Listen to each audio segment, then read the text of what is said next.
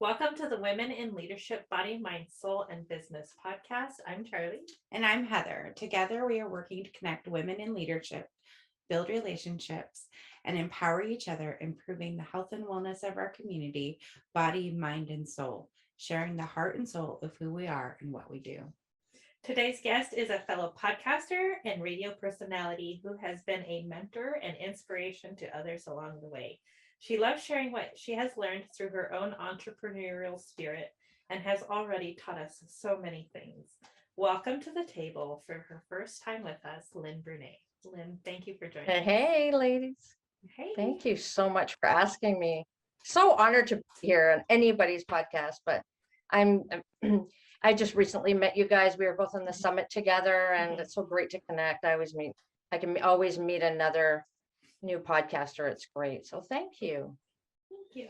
So you're not just a podcaster. You do many things. So why don't you take a couple of minutes? There's that just word again. Right? That's why I said you're not just a podcaster. You do many things. So, and we want to honor that. So take a couple of minutes. Let's tell the listeners a little bit about who you are and a little bit about your business that you do. Sure. Yeah. So I started, like we were talking about, way back. It'll be 13 years come this April. And I started podcasting really, it was live radio, live online radio. And it was really to promote, I had just recently become a certified professional life coach. And so it really was a way to promote my practice. And it just grabbed me. Like I was just enthralled with the format, the community, that I had a voice. Well, I always knew I had a voice because I always got bugged about how much I talked growing up my whole life. So it really just was a natural fit. So I started doing that. And it just started over the years becoming more of what I did until, I was with different networks. I would self-produce, self-edit, things like that. I would guest on other shows, other podcasts.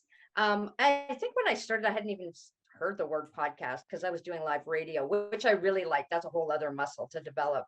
30 seconds to on air and your guest is nowhere in sight. What are you going to do? Are you going to go on yourself? So that's a whole fun thing.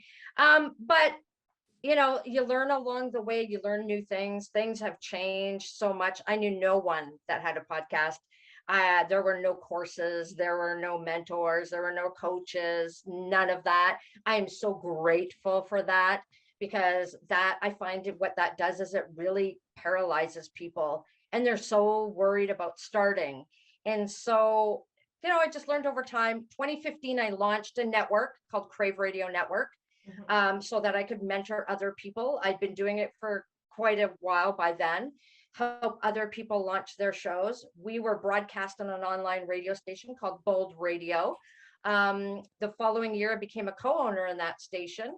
And then that station eventually sold after a year. So then I became involved in another online radio station because then I was like, well, what do I do now? I can't stop doing this. I love it too much. So then I connected with the owner of Mile High Radio. And so I became VP of that station. And then I started getting into editing and more of the production aspect of it. So really branching out into doing a lot of other things. I was with Mile High for a while. It is an award-winning station. It had won a couple of awards. I left there at the end of 2020. January of 2021, I partnered up with someone else in the podcasting space and we launched Sound Machine. And so with Sound Machine kind of became a full service mentoring, coaching. I will do podcast audits for those who've been podcasting, help people launch a podcast, and we do the production aspect and the editing. Mostly for business owners who want to use podcasting as a way to reach more people and grow their business. So yeah, kind of full circle there, doing everything. And, people who don't want to learn the tech, don't understand the tech, boy, has it changed a lot, and don't have time for the tech and would rather outsource that to people, right? So right. That kind of covers it all. Yeah, well, it sounds like you've been elbow deep in all the changes as they've happened and kind of had to figure everything out along the way. You know, you are a pioneer of podcasting. And now you're in a place where you're mentoring and teaching the next generation, quote unquote, of podcasters how to do it and how to do it well. And I think that is a huge gift, not only to us, but to the podcasting community as a whole. So thank you. Thank you for doing I believe in it. you do. Yeah. I believe in it so strongly, so strongly. And I think it's a powerful medium personally and professionally. And my whole goal is to, because it has changed so much, it looks like to those that want to get into it that it's really complicated. So my mission is always to show people it doesn't have to be hard, and it can be so much fun. So I can show you how to do it on your own, or I can do it for you. But it really doesn't have to be that complicated. I know it must look scary to people on the outside. It must. I mean, I can only imagine. Oh man, we were terrified. It did to us too. We just started. We just did a live on Facebook, and we're like, okay, first off, we're live. Second off, we just jumped in, and then we just learned as we went. That's the best. And I love that you will help people where they're at. So if they're not ready to do the tech piece, but they're ready to get their voice out there, that you can help them do that. You know, they don't have to know all the things. Right. And one step at a time. And then as you get a little deeper into it, there's the next step, and a little deeper, and there's the next step. And you just keep digging, and you keep, building baby steps. It's really that scaffolding technique that we talk about. I have a degree in early learning. And so that scaffolding technique, it's the same with adults as it is for children, right? You give them the next little bit, the next little bit. And it's a really great way to bridge the gap, right? Right. Yeah, for sure. So with your current program that you have going on, the auditing, what does that look like for you when people come to work with you? What does that look like for them? So what happens is I usually will get people, give me your website, give me your social media links, give me a link to your hosting platform for your podcast. And then I spend time listening to episodes, looking specifically at how you open and close your podcast, your show, whatever, your video cast. And I'll listen to a few different ones, especially if people change. Some people will do solo episodes with a mix of interview episodes. So I listen to quite a few to get a good idea about it. Then I look at the online footprint. Where are you based on, the type of show you have, because it is different, and it's not a cookie cutter thing. It's very individual. So what kind of show do you have? Where really should you be? Where do you not really need to be? What would work well? What could you add to your show? Give ideas on best practices, because I always say there's never any hard and fast rules in podcasting, which is what I love, because I'm all about freedom and I don't like to be told what to do. So but there's some things that do work better. There's some things that might suit you better as a host, as the topic of your shows. So I will share those, but I really want to see where you are as well. And things that you should have. I hate to say should, but if you want to, have a presence, it's important. I also want to know, what are your goals for your show? Are you doing it just for fun? Maybe meet some other podcasters. So I want to know what your goals are, because that will affect suggestions that I give you. So I like to see all of those things. And then once I do that, I will spend a few hours doing that. And then we'll meet up and I'll say, this is what I think you're doing great.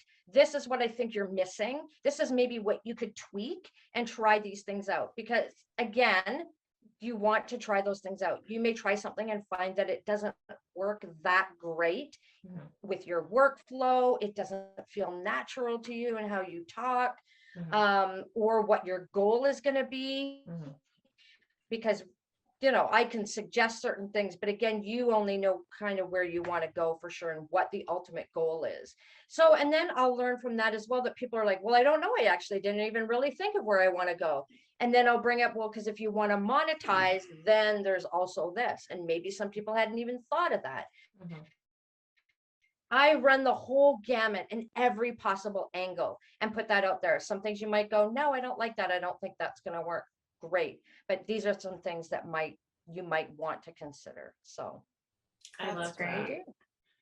I love that. I love that you look at it from all the different angles and try to figure out what they need in the direction that they want to go and what they're comfortable with in the direction that they want to go. And that's all that experience you have in all of those different avenues just comes through in that. It just really does. Yeah. it's And, really individual. It's really personalized. That's so important. Because Yeah. what works for one show isn't necessarily going to work for another show. That So makes total sense. And the ability to decide like how you're going to podcast, it's so open and wide. Mhm. Even like on how you write your description, there's like no basic, Yeah. there's no like, oh, you do it this way. It's Mhm. open I to do have tips interpretation. on that too. Yeah. Yeah. Which we will be in touch. But, so just over the last couple of weeks, I've done some research looking at some popular YouTube channels and podcasts and things and seeing how they're doing their descriptions and what their links are leaning to and that kind of thing. Just to kind of get an idea. And I've had descriptions that are 5 miles long and ones that are like 3 sentences, and the followers and everything else seem to be around the same, like top podcasting things, podcast channels my husband watches, podcast channels I'm interested in. And they're all so very different in the way that they do things. And I think that's really great because it gives us the freedom and flexibility to do, to provide our heart and our passion and our voice in a way that is meaningful to us, because if it's meaningful to us, it's also meaningful to somebody else.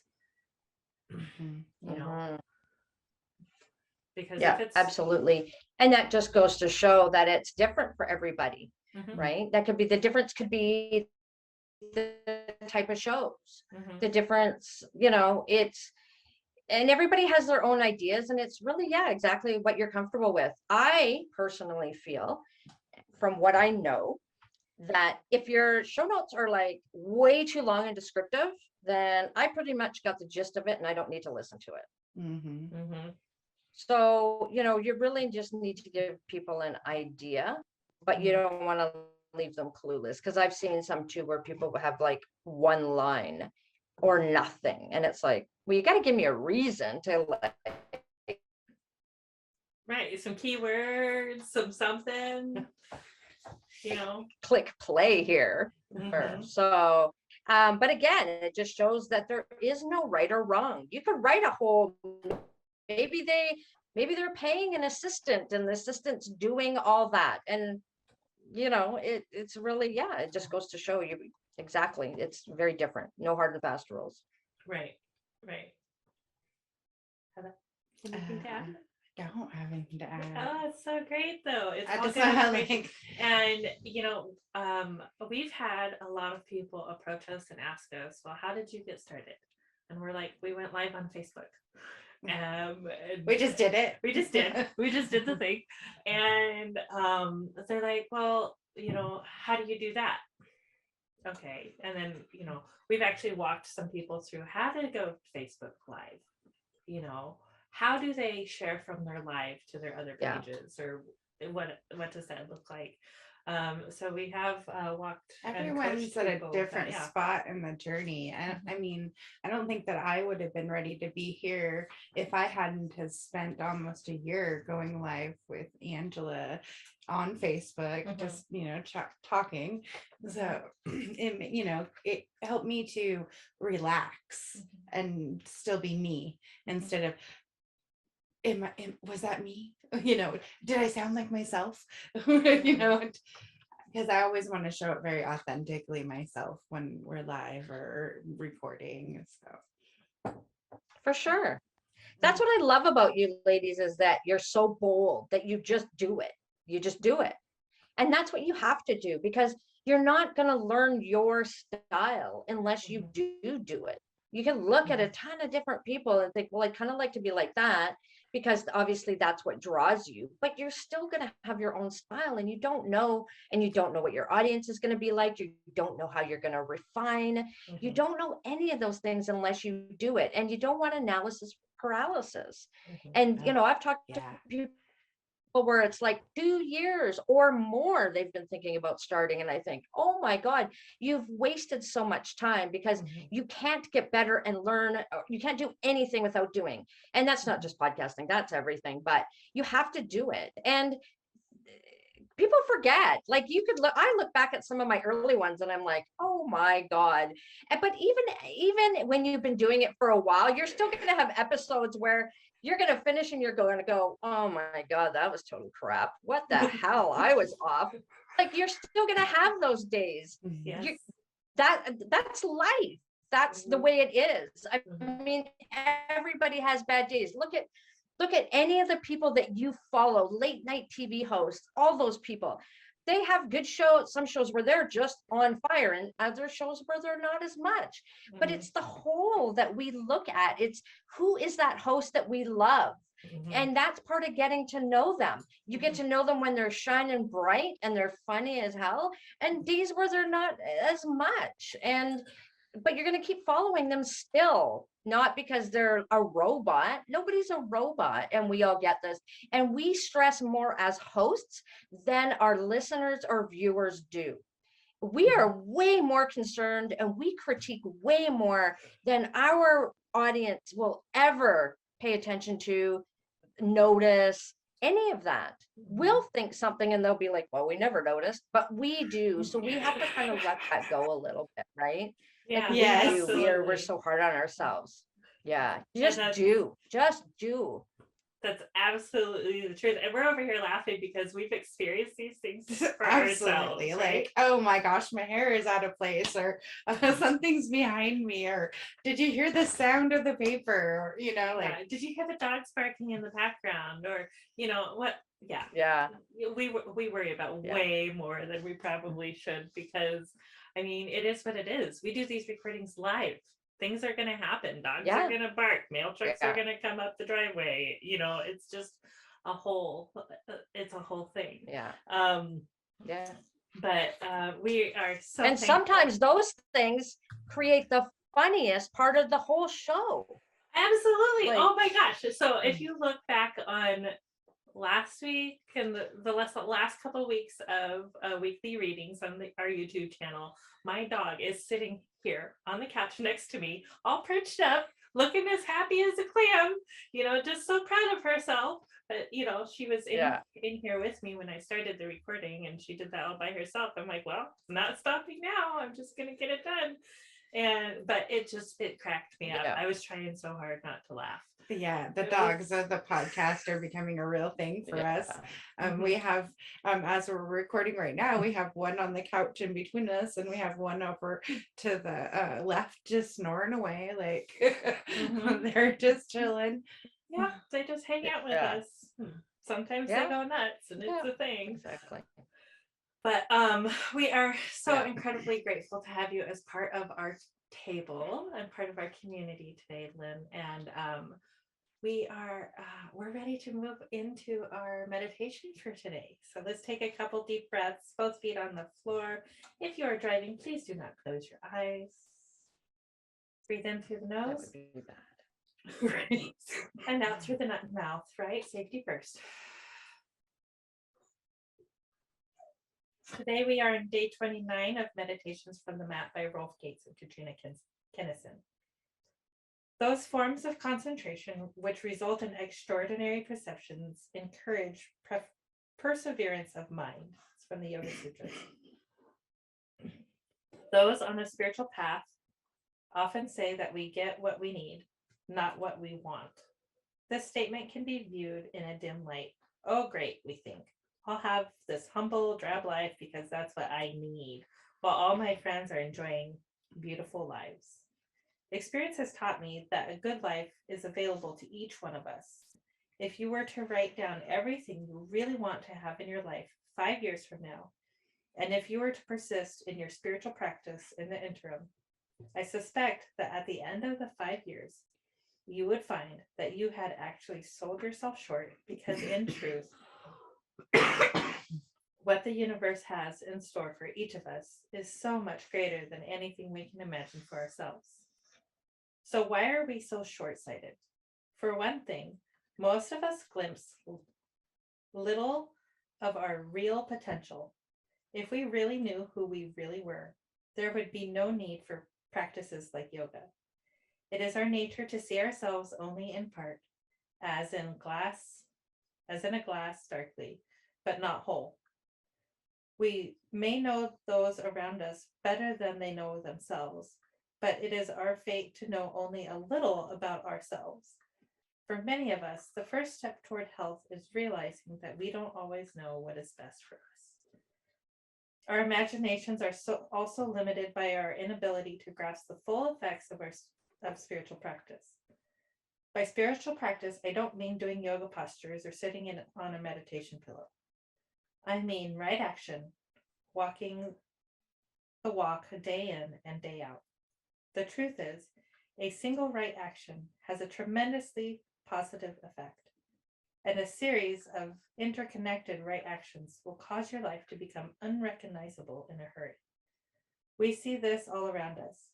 Think of that inevitable perfect friend who doesn't seem to work at a spiritual practice, who is already sweet and loving, and who always does the right thing.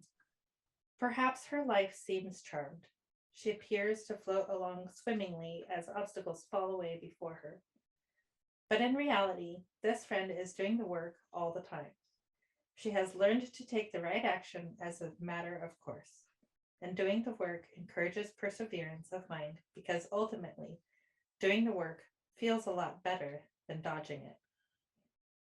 As we take right action, as we pay the bill, delay the gratification, make the tough phone call, take the vacation, don't take the vacation, say yes, say no, show up for life, we accrue more energy. And each right action infuses us with the energy and the ability to take the next right action. Wow. Wasn't that just what we were just talking about? I love the alignment so much. And that taking the next right action, that's a lot of the wordings we use when we started our podcast. We're like, well, what's the next right step? What do we do next? Now that we did this, what do we do next? Yeah. That's a great question. Yeah. What is the next right step? And I think that's a good question to ask yourself when faced with big decisions. I love that we're talking about memory this week, and Smrti. Smrti. I'm trying so hard. Think smear tea. I got it now. Smrti. I got it now. Now maybe everyone does too. That's good.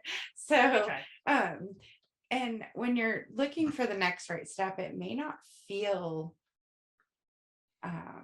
what's the word, comfortable, because we're going off the memories that we have previously had. So if you're moving into something new, it's not going to have that comfortable, familiar feeling to it. That's for sure. That's for sure. It's not at all. But that's growth. That's how you know, right? It's going to be, but then you have to discern too, whether, because if something doesn't feel right, then that's your gut talking to you. So it's really something to look at as well. It's going to feel uncomfortable. What's the uncomfortable telling you? It's that it's not right, or it's just out of your routine. It's something different that you're working to develop. So this is something to look at. There's just so many things to pay attention to, right? It's all awareness in all of it. Yes. Absolutely.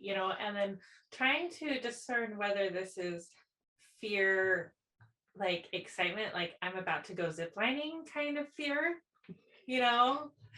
and or is Are you? it well, no. I was like, But oh. that fear before you take that first step. That first step. Yeah. Or is it like real true fear? What is that actual feeling that you're feeling, and where is it coming from? And then also think about, what's the worst case scenario? If you don't do this, what might happen? Right? Or if you do this, what's the worst possible thing? Right. Yeah. Right. I love it. Yeah. Yeah, I think some preparation is definitely necessary for sure. Just don't get stuck in it. Don't get stuck in that spot. But yeah, I mean, you definitely want to have some preparation. Some people are all about just do it and ask for forgiveness later type of thing, right? Definitely helps. You gotta know who you are, and it's all about knowing who you are, right? It's being your own personal leader. That's what it's about. It's having, your personal power, and you're in charge of what you feel that you're called to do. You got to lead yourself. You have to master who you are, not based on anybody else, but on what feels right to you. Yes. And constantly ask yourself those questions. What is it that you want, and why do you want that? Leave the how out of it. That's where people get messed up and stuck, is how they're going to do it. That'll stop you right there. Don't ever do that, because just know what it is you want and ask the questions, and it'll lead you to the next best thing. But ask yourself questions like, why do I feel this way? And because why, and it'll lead you down that path.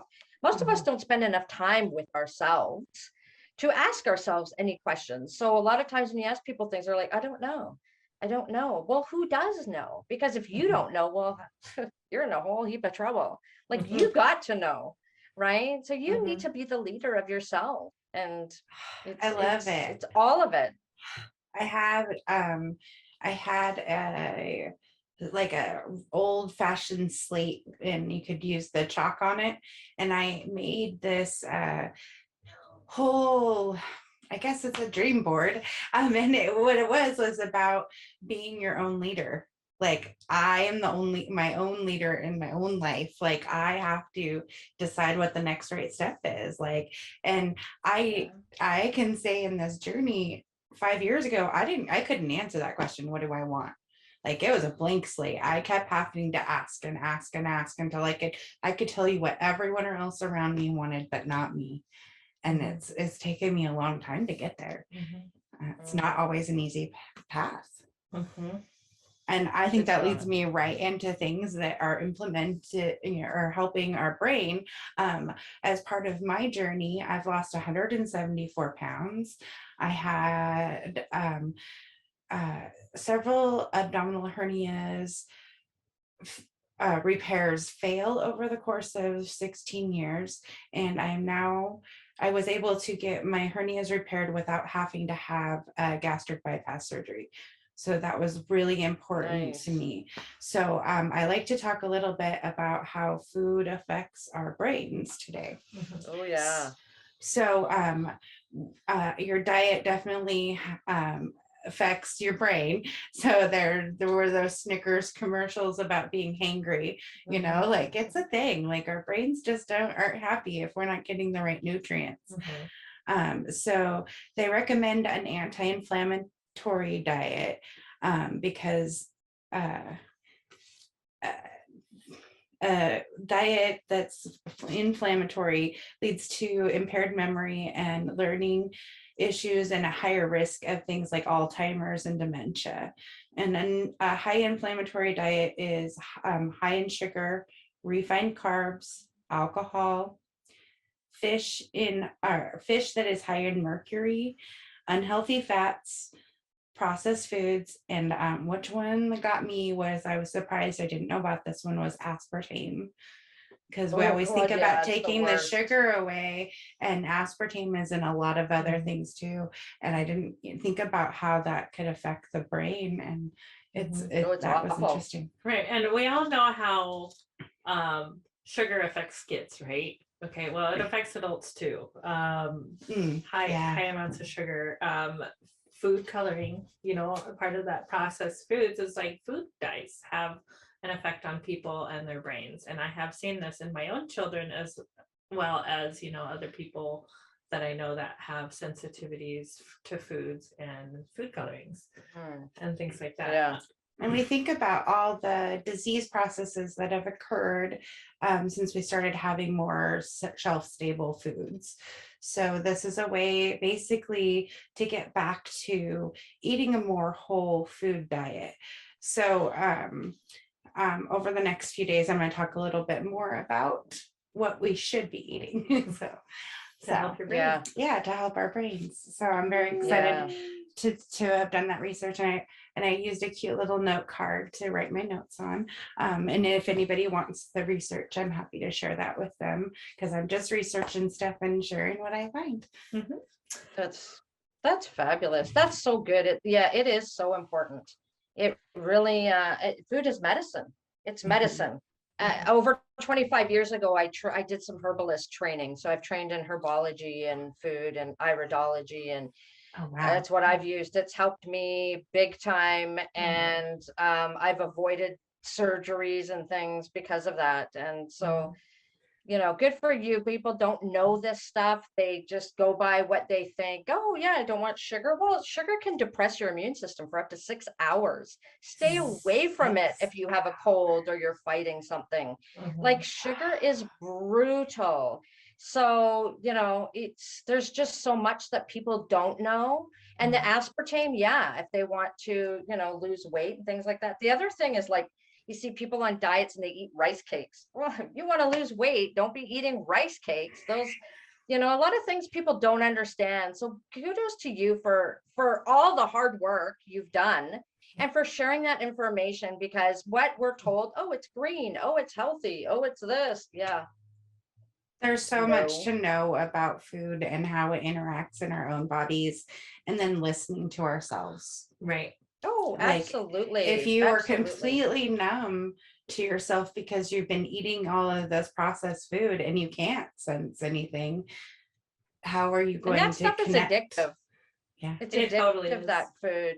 It's addictive. I mean, and you look at things, and that, you know, it gives you clues as well, right? You crave sugar a lot, you don't have enough protein in your diet. Things like that. So that's so true too. Like I'm always like protein. Yeah, I get the munchies. Like I try to go for the protein first, because otherwise my brain wants sugar and carbs. You know, but if I give myself, the sugar's hard to get rid of once you've gotten rid of it and you let it back in. Like we're still trying to get off of it from Christmas. Like dang it, we were you know, like dang it. Maybe I shouldn't have got those Hershey's Kisses yesterday.